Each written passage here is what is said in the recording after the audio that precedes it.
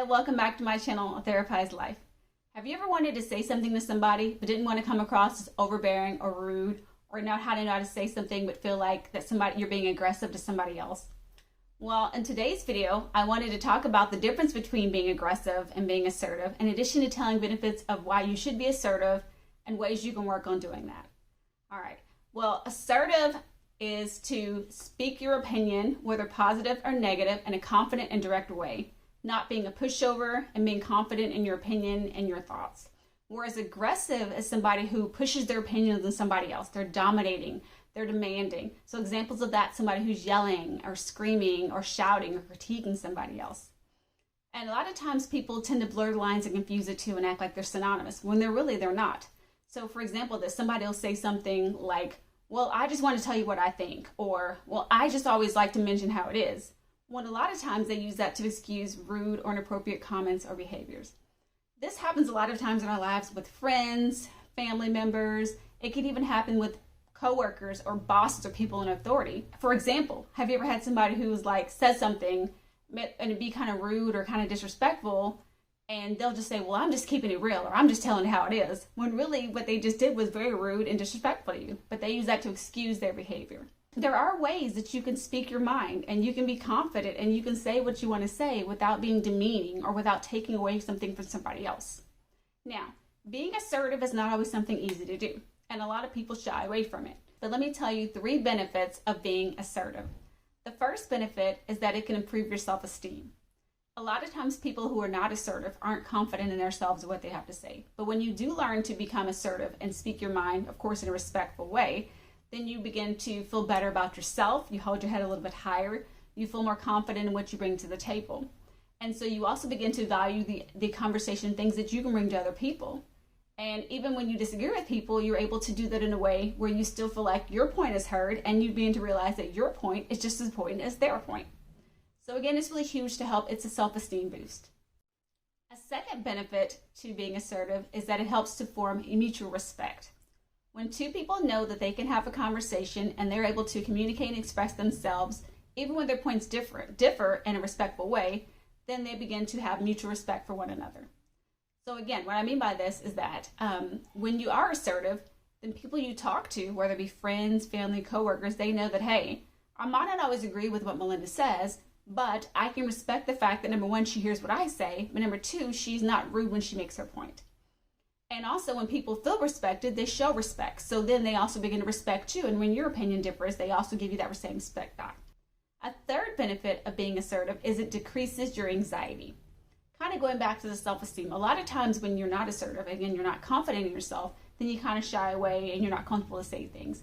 But when you do feel comfortable that I can speak up and I can say what I need to say, then you don't feel so stressed because you're able to get your point out there. You're able to put it out there versus having to hold things in or being afraid that somebody's going to get on me if they don't like what I say. Because again, you also learn how to agree to disagree. And so you know that I don't always have to like everything that you say, but we can still hold a respectful conversation and I can politely let you know what I think, even if it differs from what you think. Now that we know the benefits, how do we learn to become assertive? The first way you can work on being more assertive is to believe in your worth. If you don't believe that you're important and what you have to say is important, then you're going to let people walk over you. You're not going to stand up for yourself. You're not going to say things to be able to communicate effectively when you need to. So you have to believe in yourself. You have to believe that you're important. You have to believe that what you have to say is important and that you bring value to your life and to every other people's lives. Because if you don't believe that about yourself, then you're going to carry yourself that way and you're just going to let people kind of take over and dominate. A second thing you do is to practice.